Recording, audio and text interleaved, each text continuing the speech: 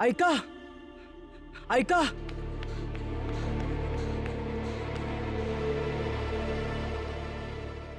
जरासे दूध द्या. खरं तर मी दुकानावर गेलो होतो पण तिथले संपले आहे. तुम्ही पाठलाग करताय का माझा? काल बी भेटला होतात, आज बी भेटलात.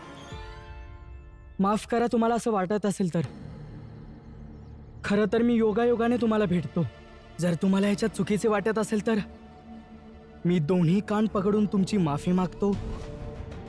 मला माफ करा. यो कान का पकडत आहे?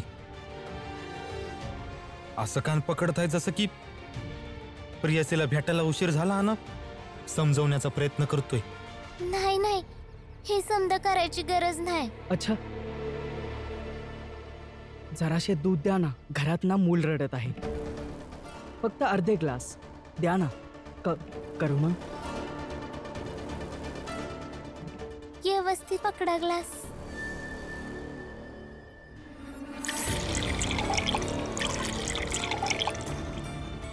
म्हणजे नातं इथपर्यंत पाडलं आहे. आत्ताच बोलतो याच्या संग.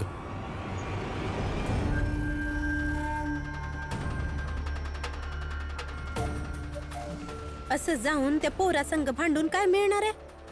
बरं, आता समजलं.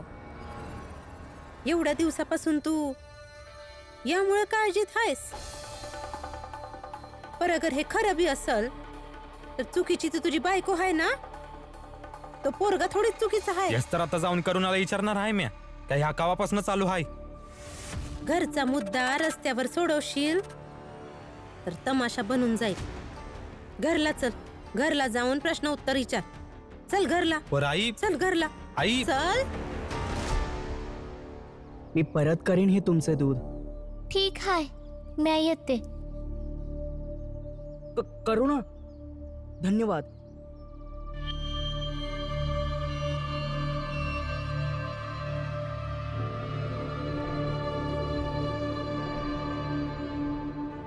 शाबास, कमालीचं काम केलं आहेस तू. आता त्या बाळाचा विषय सुद्धा संपत असेल आणि तिकडे त्या भीमचं काम देखील संपतच असेल.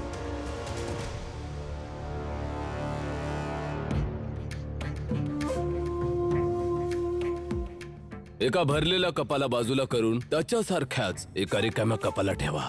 बस, भीमराव फेल.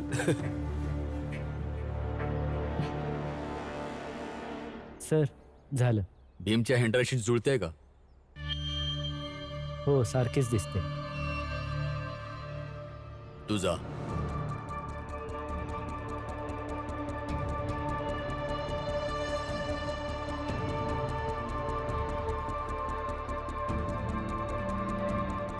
भीमराव, आज परीक्षेमध्ये तू काहीही लिही, तुझ्या हस्ताक्षरामध्ये लिहिलेली ही उत्तरपत्रिका तू लिहिलेल्या उत्तरपत्रिकेच्या जागेवर ठेवली जाईल आणि नापास होणार तू. आता तुला नापास होण्यापासून कोणी नाही थांबवू शकत.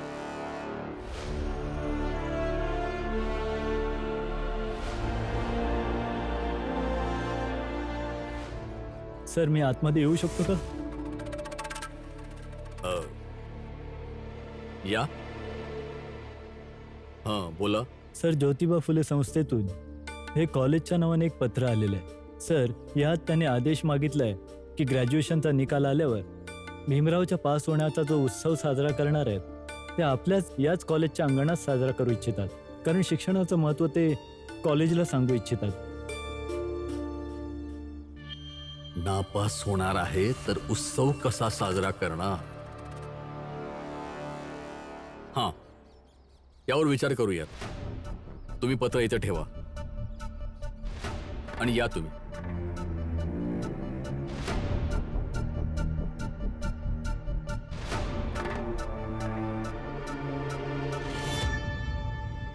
पासच नाही होणार भीमराव तर कसला उत्सव साजरा करणार? परीक्षा संपेपर्यंत मला याची व्यवस्था करावीच लागेल. हा पेपर मला भीमरावाच्या पेपराशी बदलावाच लागेल. ये इथं बस बस.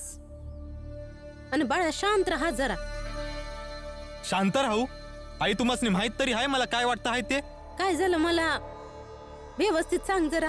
माझी बायको कुठल्या तरी अनोळख्या माणसासंग हसत बोलत हाय, लपून कारण देऊन त्याला भेटत हाय, आणि तुम्ही बोलता मी गप्प बसू?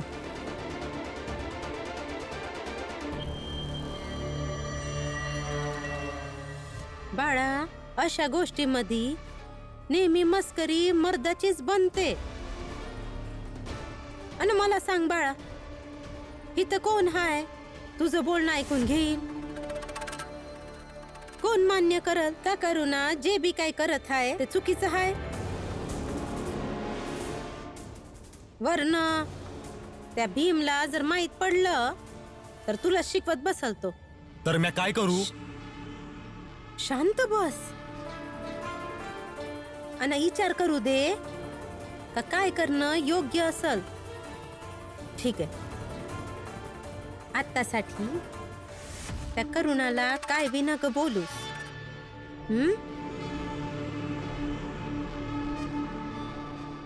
आई,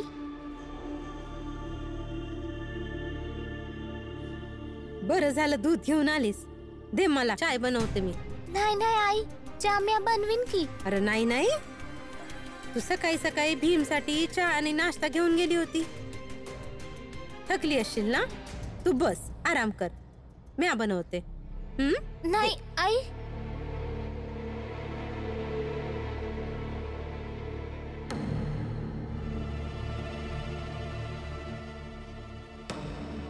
तुम्ही ठीक तर हायसा ना? काय झालंय तुम्हासनी? मला काय झालंय? तुम्ही लय उदास दिसत आहे, सांगा ना. काय नाही, ठीक आहे म्या. अरे सांगा ना, चिंतेत का आहेसा तुम्ही? काय आहे ना, माझा एक मित्र आहे, त्याची बायको कुठल्या तरी अनोळखी माणसासंग लपून लपून भेटते.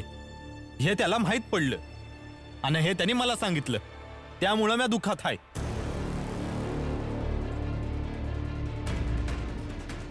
काय झालं? बोल काहीतरी. आता मी काय बोलू ह्यामध्ये?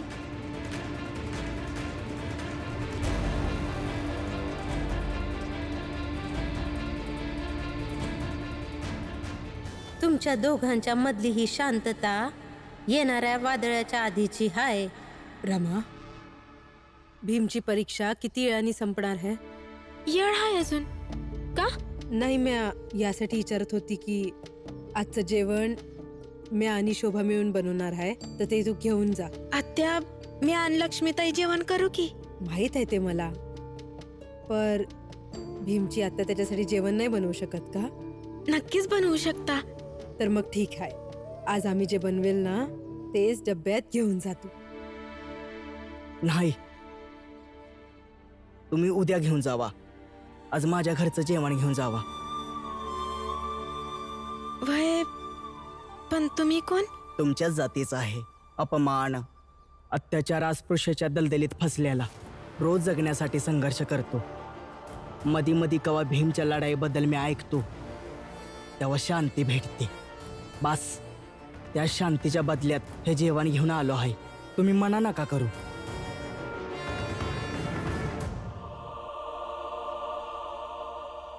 द्या.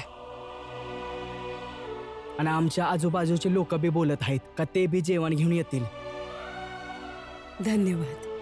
होय, येतो म्या.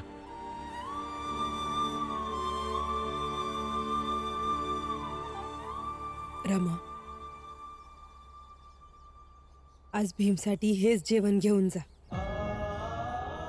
आणि भीमला सांग की तो यासारख्या अनेक अनोळखी माणसांच्या आशा पुऱ्या करत आहे. त्यामुळे त्यांनी चांगली परीक्षा द्यावी आणि खूप चांगले गुण घेऊन यावं. मी शोभाला सांगते का भीमसाठी जेवण नग बनवस. रमा, कमीत कमी या गोष्टीचा आनंद मान का तुझा नवरा भले कुठे बी राहू दे, त्याला असं जेवण भरवणारी लय लोक भेटणार आहेत बघ.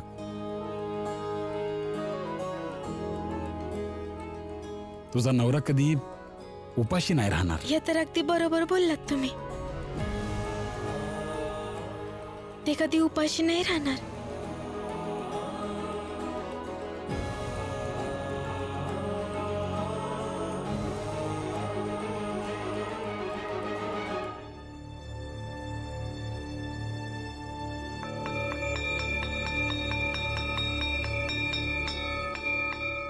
चला, वेळ संपलेली आहे. पेपर द्या. चला, द्या द्या.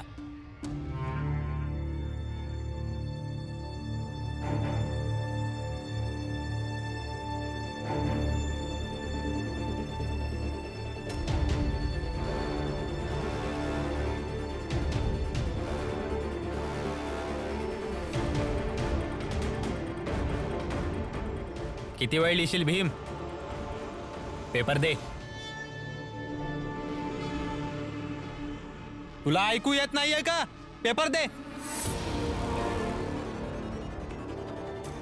सर, नियम तर हा आहे ना की घंटा वाजल्यानंतर 5 मिनिटांपर्यंत वेळ असतो आणि 3 मिनिट तर शिल्लक असतीलच. लिहू द्या ना. 3 मिनिटांमध्ये काय ब्रह्मांड लिहिणार आहेस? काय माहित, जास्त बोलण्याची सवय आहे तर परीक्षेच्या पेपरमध्ये स्वतःच भाषण लिहित असेल.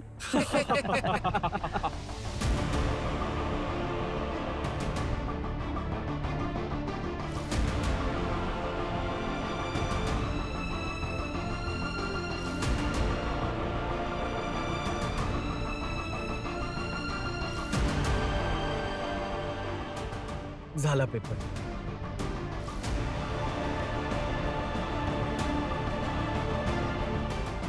आणि जेव्हा योग्यतेची कदर असते तेव्हा एक एक सेकंद महत्वाचा असतो. आणि मला तर खूप काही सिद्ध करायचंय. माझ्यासाठी अजून महत्वाचं आहे. हा ठीक आहे, ठीक आहे. भाषण नको देऊस भीमराव. जा इथून. जायचं तर तुम्हाला आहे. मी तर परीक्षा संपेपर्यंत इथेच राहणार आहे. जा आता. बघतो तुला. चला.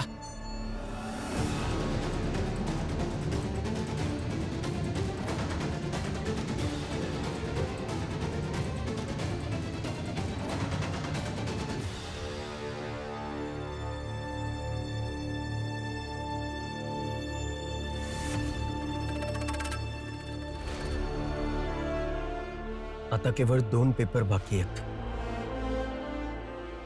ते पण व्यवस्थित होऊन जाऊ दे.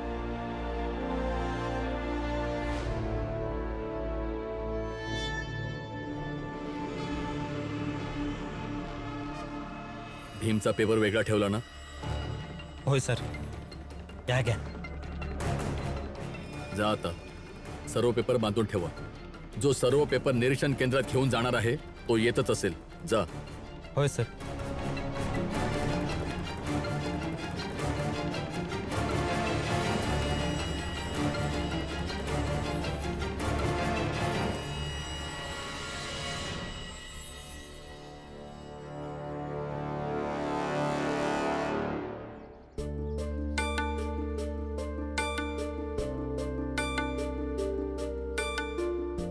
बाकी सर कसे आहात?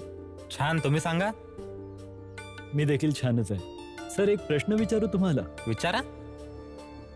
सर, मागच्या वेळी असं कधी झालं होतं की तुमच्या पत्नीने तुम्हाला आनंदाने जेवण भरवलं होतं? एक प्रश्न विचारू तुम्हाला? विचारा. हा काय मूर्खासारखा प्रश्न आहे?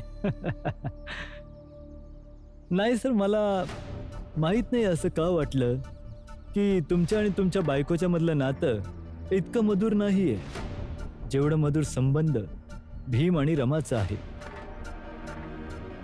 नाम जोशी सर, काय तुम्ही भीम आणि रमाबद्दल दिवसभर बोलत असता? सर, एकदा जरा बघा ना बाहेर. मी आत्ताच पाहिलं. रमा भीमला एवढ्या प्रेमाने जेवण भरवत होती की त्या दोघांना पाहून असं वाटलं की संघर्षाच्या मध्ये देखील यांचं प्रेम किती चांगलं आहे. आणि एक आम्ही आणि तुम्ही आहात, आणि एक तुम्ही आणि आम्ही आहोत. मोठी जात, उच्च पदाच्या एवढ्या गर्वात आहोत की आपण ते मोठेपण फक्त वाचवायच्या आणि मिरवायच्या मागे आहोत. आणि सर, आपण त्याच्यात नाही ना आपली सर्व ऊर्जा नष्ट करून टाकतो. आणि परिणाम काय होतो? आपण आपल्या आयुष्यातच इथे शांतीने जगू शकत नाही. सर, जरा बघा तरी. जातो.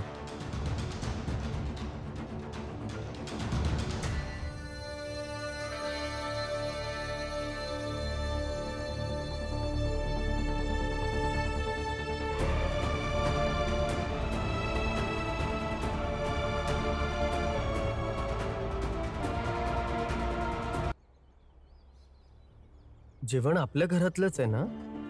तूच बनवलंयस ना जेवण? नाही, मी नाही बनवलं. तुमच्यासाठी हे जेवण एका माणसानं पाठवलेलं आहे. कोणी बनवलंय? आपल्या जातीचा एक माणूस आहे, त्यांनी पाठवलं आहे. पण का? कारण तुम्ही काय साधारण माणूस नाही राहिलात. तुम्ही आपल्या जातीसाठी आदर्श बनला आहात. आणि त्यांनी हे बी सांगितलं का ते रोज तुमच्यासाठी आता जेवण पाठवतील. काय?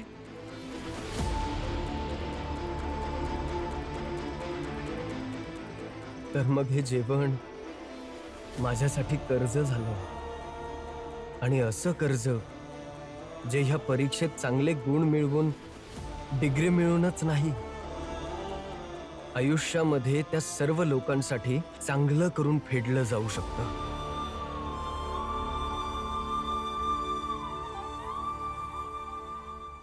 पाहिलं सर, तुम्हा सर्वांची राग आणि ईर्ष्या याच्यापेक्षाही मजबूत आहे यांचं प्रेम. बघतो आहे, परंतु नामजोशी सर, आम्ही या खालच्या जातीसारखे नाही बनू शकत की असे उघड्यावर सर्व लाज वगैरे सोडून आपल्या पत्नीला असं कॉलेजमध्ये बोलवून असे सोबत बसून असे जेवायचे. हाच फरक आहे जे आपल्याला मोठ्या जातीचे आणि यांना खालच्या जातीचे बनवते. समजले तुम्हाला? वेळ वाया घालवला.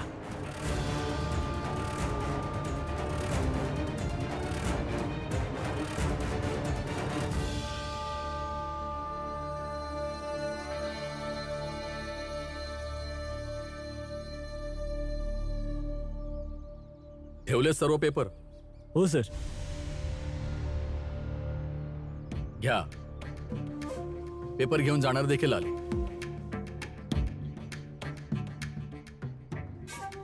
घेऊन जा. हे घ्या सर. नमस्ते. नमस्ते. चला तर आपणही निघूया. पुढची परीक्षा उद्या आहे ना? होय सर. तोपर्यंत हे कॉलेज भीमरावाचं घर बनलेलं आहे. अच्छा, मी निघतो. नमस्ते. नमस्कार.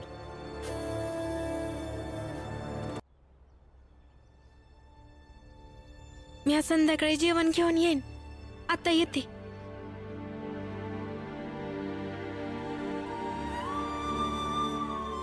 रमा, तू काही जेवलीस का? नाही, घरला जाऊन जेवीन. घरामध्ये, चाळीमध्ये सर्वजण ठीक आहेत? समधी चांगली आहेत. तुम्ही फक्त तुमच्या परीक्षेवर लक्ष द्या.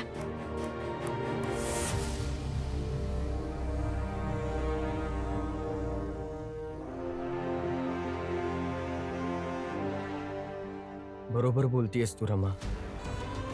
आता ह्यावेळी सर्वात जास्त गरजेचं हेच आहे की मी माझ्या परीक्षेवर लक्ष केंद्रित करावं. कारण ह्या परीक्षेत जितके गुण येतील तेच गुण माझ्या येणाऱ्या भविष्याचा आधार असतील.